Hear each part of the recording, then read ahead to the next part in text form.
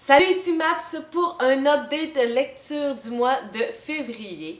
Et là peut-être que ma voix vous la trouvez un peu weird, je la trouve pas pire parce que les derniers jours j'étais comme en train de la perdre.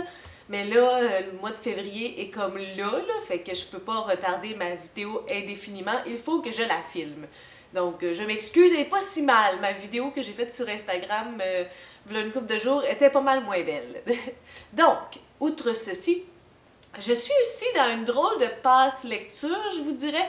J'ai commencé l'année en Lyon. C'est toujours comme ça que je commence le mois de janvier pour mille et une raisons. C'est comme une nouvelle année, puis je pars. Puis aussi, ben, c'est la fin des vacances, donc je suis reposée, puis je veux lire, puis je suis dans le mood pour ça.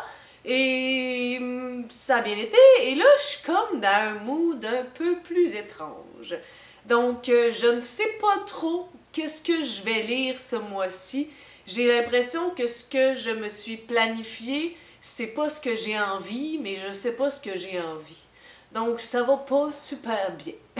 Mais bon, je vais vous présenter ce que j'ai planifié, puis aussi certaines certitudes dont je vais vous parler. On verra. Ah, il y a aussi l'aspect un peu impondérable. Puis là, je ne l'ai pas pigé encore parce que je la filme. Aujourd'hui, on est le 31 janvier. Mais il y a le challenge de Grumpy Cat, donc hashtag challenge lecture GC sur Instagram. Et à chaque mois, je pige une catégorie. Donc au mois de janvier, j'ai pigé la catégorie LGBT. C'est la seule catégorie que c'est certain que je ne peux pas piger. Mais les 11 autres catégories sont ouvertes. Donc dépendamment de ce que je vais piger, peut-être que ça va fonctionner avec la sélection que j'ai déjà faite. Peut-être que non. Donc, tu sais, si je pige pièce de théâtre, je vais devoir trouver une pièce de théâtre. Donc, on verra. Vous allez savoir sur Instagram en même temps que moi le 1er février. Je vais piger ça, puis on verra qu'est-ce qui va se passer. Je commence de ce pas. Je m'étais dit qu'en 2019, je voulais lire davantage de non-fiction. Et celui-là, c'est Positive de Paige Rawle, qui est une non-fiction sur la vie de cette fille-là, qui est atteinte du VIH.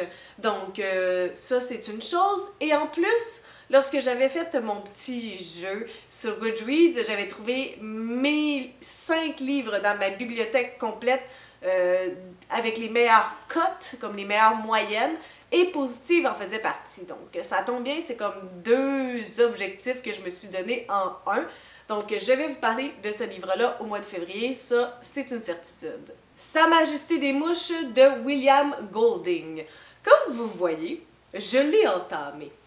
Et si vous me suivez sur Instagram, vous savez peut-être que je le trouve franchement pénible. Techniquement, je devrais le DNF, je devrais arrêter de le lire et dire « je le finirai pas ». Mais c'est comme une question d'orgueil. Fait que je lis comme un chapitre à la fois, en me disant que je l'ai comme pas vraiment laissé tomber, mais en même temps, lorsque j'ai le choix entre lui et un autre livre, je lis un autre livre. Donc, we'll see. Puis là, peut-être que vous vous dites, oui, mais c'est comme classique de la littérature, ça se peut pas, que t'apprécies pas. Puis j'ai eu cette conversation-là avec mon copain qui me disait, oui, peut-être c'est plate, mais comprends-tu les signes, puis les... C'est parce que c'est plate, là. Je fais pas un cours d'analyse ici, je lis pour le plaisir. Fait que il est peut-être le fun à analyser en classe de français, mais il est plate à lire pour le plaisir. Qui ment de Karen M. McManus. C'est une suggestion en fait de mon amie Pamela qui l'avait lu en anglais peut-être l'année dernière. Who's Lying? C'est ça en anglais? Je me souviens plus. C'est un genre de thriller. 5 adolescents qui sont en retenue, puis même pas au terme de celle-ci, mais pendant la retenue, il y en a un qui décède. Donc c'est comme un thriller à savoir qu'est-ce qui s'est passé pour qu'il meure, comme qui voulait sa mort, puis tout ça. Donc, moi, puis les thrillers, c'est pas super fou dans la vie. Je l'ai commencé. J'ai comme un drôle de feeling au départ. On dirait que comme j'ai ma propre hypothèse, puis même si je lis, comme je lis juste pour voir si mon hypothèse est véridique, je lis même pas pour savoir ce qui va se passer. C'est un peu étrange, je suis vraiment dans un bizarre de mood, c'est ça que je vous disais. Donc, en tout cas, je l'ai dans mes mains, puis on verra. À tout jamais de Nicholas Sparks. En fait, celui-là, c'était une relecture d'il y a vraiment très longtemps. Puis la raison pourquoi j'ai relu ce livre-là, c'est parce que actuellement, à l'université à distance de TELUC, donc je prends un cours à distance, et c'est un cours sur la littérature populaire, et plus particulièrement, le cours que je prends, c'est sur le roman d'amour. Donc, il nous fallait un roman à analyser, puis moi, ben, vous savez peut-être, mais j'ai une mémoire de poisson rouge. Donc, je me suis dit, ben, il faudrait que je me trouve un livre dans ma bibliothèque, un petit livre facile à relire pour pouvoir faire mes travaux. Et ben, c'est celui-là que j'ai choisi. Je vais probablement vous en faire une vidéo, ben, si ça vous intéresse, parce que j'ai lu beaucoup de Nicholas Sparks puis de romans d'amour étant plus jeune. Donc, c'est vraiment ça qui m'a gardé dans la lecture, tu sais, comme là, 10-15 ans. Puis aujourd'hui, relire du Nicholas Sparks, j'ai trouvé ça intéressant. Il y a des choses qui étaient similaires de mon appréciation de là, des années, mais il y a aussi certaines choses où j'étais plus critique. Donc, c'est intéressant quand même. Puis, ben, cette histoire-là, c'est deux personnages, Landon et Jamie, qui sont comme totalement opposés. Donc, vraiment aux antipodes, et pour une raison incroyable, ils vont se retrouver et il y a un petit quelque chose qui va se développer, mais il va y avoir un gros mais à leur histoire d'amour. Donc ça, c'est le synopsis de ce livre. Je me suis aussi dit qu'il fallait que je lise ce livre-là qui est comme dans ma pile à lire. Ben, en fait, qui est loué parce qu'il vient de la bibliothèque d'Ottawa depuis genre 8 mois. J'ai fait comme 8 renouvellements de ce livre-là. La prophétie de Glendower de Maggie Stiefvater. Puis, pourtant, le synopsis est vraiment incroyable. Blue entend dire qu'elle tuera l'homme de sa vie d'un simple baiser. Elle a donc résolu de ne jamais tomber amoureuse. Ainsi, le problème est réglé, la prophétie annulée. Pourtant, quand elle se voit entraînée dans le groupe des corbeaux, elle se met à douter, car à la tête de cette bande de riches étudiants se trouve Gansé. Or, récemment, l'esprit de Gansé est apparu à Blue. Depuis, elle ne cesse de se remémorer la prophétie. Il n'y a que 2 raisons pour lesquelles. Un esprit peut apparaître, Blue, tu dois être soit l'amour de sa vie, soit la cause de sa mort. Le thème m'intéresse, puis un peu comme dystopique, fantastique-ish. Ça m'intéresse, il faudrait juste que je m'y mette, tu sais. Cette belle brique de... Oh my god, il y a combien de pages là-dedans? Ah, pourtant c'est juste comme 600 pages, mais il a l'air comme huge! De Bernard Werber, Le miroir de Cassandre. En fait, c'est une suggestion d'une de mes amies, Julie Whistle, qui m'a dit que c'était son coup de cœur littéraire de plusieurs années. Ça faisait longtemps qu'elle n'avait pas relu. Ce qui est drôle, c'est que lorsque je suis allée au Salon du Livre de Montréal en 2018, il était comme un des auteurs invités d'honneur. Donc là, j'étais comme, ah, j'ai un peu manqué ma chance d'avoir lu un de ses livres avant d'y aller, mais je ne le savais pas, puis c'était un peu comme sur un coup de tête. Mais la prémisse aussi m'intéresse énormément. Et vous, que feriez-vous si vous pouviez voir le futur et que personne ne vous croit? Juste ça, je sais pas pourquoi ça me donne des frissons. Donc, il faudrait bien que je m'y lance et que je découvre cet auteur. C'est dans mes plans. Et au mois, à la fin du mois de février, c'est le Salon du Livre de l'Outaouais, qui est 1000 fois plus petit que le Salon du Livre de Montréal, mais tout de même, c'est un événement que j'affectionne particulièrement. Et l'année passée, j'ai été bénévole, et cette année, je le serai encore. Alors là, je me suis dit, peut-être que je pourrais me préparer un peu pour le Salon du Livre. Je pourrais lire un ouvrage populaire des invités d'honneur, tu sais, pour faire le pouce sur les invités d'honneur de tantôt. Donc, j'ai regardé sur le site du Salon du Livre pour savoir qui sont ces invités d'honneur cette année. Et ma foi, comble de malheur ou de bonheur, j'en ai lu aucun. En fait, j'en ai lu un. Il y a Stéphanie Lapointe, qui est invitée d'honneur jeunesse et porte-parole de la tournée Desjardins Jeunesse. Donc, c'est vraiment un addon parce qu'avec Signé Daphné de la chaîne de Booktube, donc Daphné de Signé Daphné, on a fait une collaboration qui parlait de livres à propos d'un nouveau départ, et on avait choisi Fanny Cloutier, ou l'année où j'ai failli manquer, risquer mon adolescence. Il y a tellement de mots dans ce titre-là. En tout cas, Fanny Cloutier. Donc, on a lu ce livre-là, et si ça vous intéresse d'entendre mon avis et le sien, allez voir nos vidéos. C'est 2 vidéos séparées, mais qui parlent du même livre. Hein? Donc, la seule auteure de tous ces invités d'honneur dont j'ai lu, c'est elle. Donc, les autres, puis je pense qu'il y en a comme 5, ben je les ai pas lus. Donc, je les ai commandés à la bibliothèque. Les autres invités d'honneur pour votre satisfaction sont Stéphane Psenac, Catherine Bellemare, Éric Mathieu, Edem Ayoumé et Marc Séguin. J'ai donc fait mon travail. J'ai commandé, réservé, je suis allée chercher les pieds sales de Edem Ayoumé. Askia erre dans les rues de Paris au volant de son taxi. Une nuit, il cueille une jeune femme, Olia, qui croit reconnaître sur son visage les traits d'un homme qu'elle a photographié autrefois. Et si c'était Sidi Ben Silla, le père d'Askia, ce père qui l'a précédé dans le Nord il y a si longtemps, ce père à qui il rêvait toutes les nuits, enfant. Askia continue, même à Paris, de subir la malédiction, celle qui a toujours plané sur sa famille condamnée à l'errance. De Nioro au Sahel, chassé par la sécheresse, par la faim, parcourant les routes sous l'œil méfiant de villageois qui ne voulaient surtout pas voir ses pieds sales s'arrêter trop longtemps. Le voyage trouvera un terme pour Askia, mais pas avant de l'avoir ramené au dépotoir des 3 collines dans la ville tropicale où il s'était arrêté avec sa mère et où il s'amusait à torturer avec ses petits compagnons, ses chiens, qu'il n'aimait pas, surtout celui du père Lem nommé Pontos. Donc ça c'est la prémisse pour ce livre-là. Auteur que je ne connais pas, mais que je vais sûrement rencontrer au salon du livre. Je ne sais pas si on le voit bien. La foi du braconnier de Marc Séguin. Marc S. Maurice est un chasseur.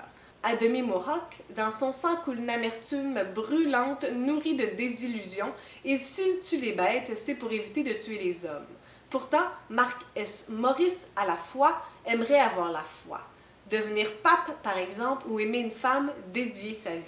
C'est le lendemain d'un suicide raté que le narrateur raconte, comme dans un ultime sursis, les 10 dernières années au cours desquelles il a sillonné en pick-up le continent à la recherche de cette grandeur qui l'aurait transporté. Vu du ciel, son parcours dessine des kilomètres de mots rageurs qu'il trace minutieusement sur les veines même de cette Amérique qui le déçoit. J'ai aussi Les Suicidés d'eau claire, qui est une bonne brique aussi. Ah non, il y a une étiquette drette dessus. Ça, c'est pratique en chocolat. Dans la chambre au dernier étage de l'austère demeure familiale, les gendarmes trouvent sur le lit conjugal les 3 corps côte à côte, dont celui de Sibylle complètement nu.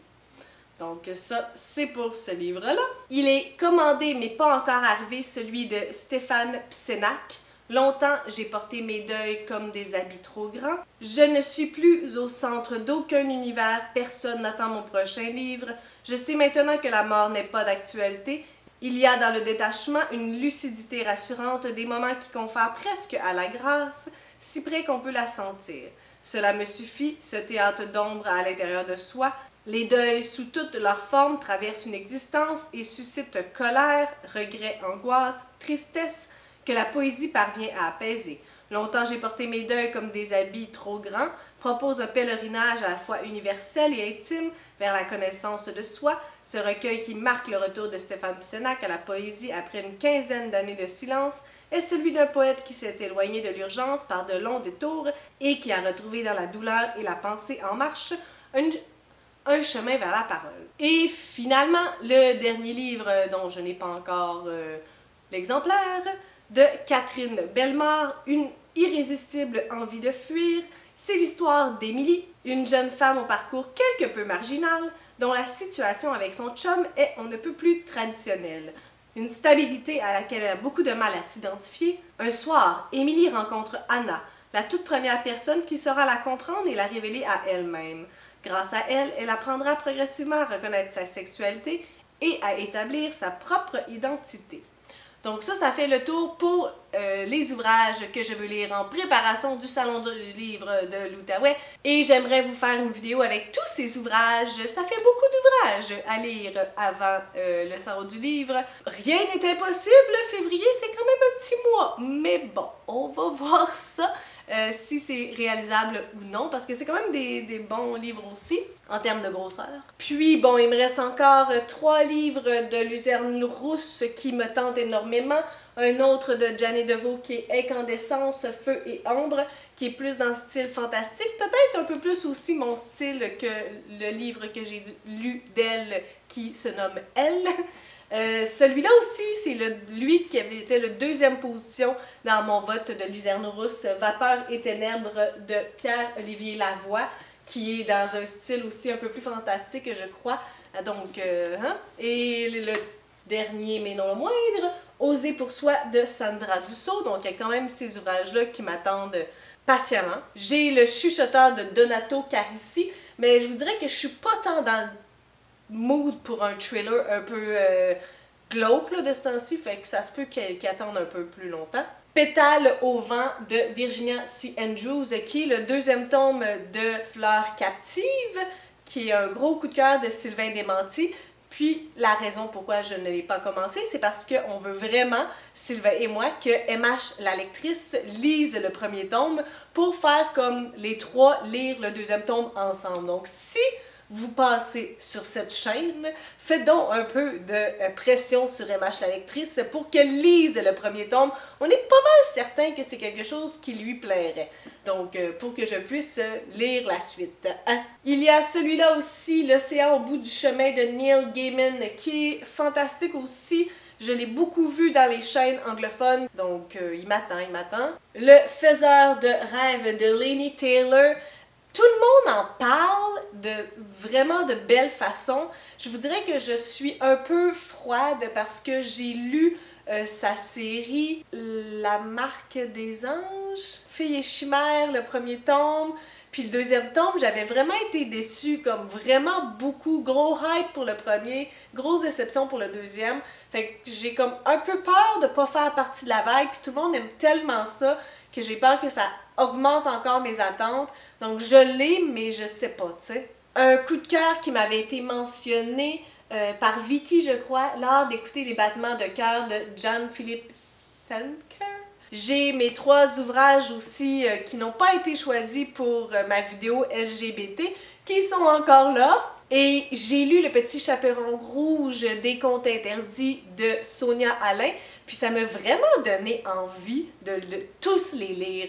Donc, j'ai loué Blanche-Neige de L.P. Sicard dans le but de, éventuellement, peut-être en 2019, je sais pas si c'est un peu ambitieux, il y en a pas tant que ça, je pense qu'il y en a une dizaine, donc de tous lire les Contes Interdits puis de me faire comme un top, genre de mes préférés, je sais pas, j'ai juste comme pensé à ça, comme un flash. On verra bien ce qui va se passer au mois de février, mais j'ai des grands plans qui, pour l'instant, ne devraient pas se concrétiser. À suivre. Donc sur ça, si vous avez des suggestions, des critiques, des commentaires, dites-moi là en dessous de ma vidéo. Si vous, là, vous êtes dans un mood similaire au mien ou pas, n'hésitez pas à me le dire. Moi, on dirait que je suis un peu affectée par le temps gris puis pas de soleil. Là. Moi, ça m'affecte ces affaires-là. Sur ce, si vous avez des suggestions, des critiques, des commentaires, n'hésitez pas à le faire en dessous de ma vidéo. Je publie des vidéos à tous les 3 jours. Si vous aimez cette vidéo, n'hésitez pas à mettre un petit pouce ou à vous inscrire à ma chaîne. Et sur ce, je vous souhaite de bonnes lectures.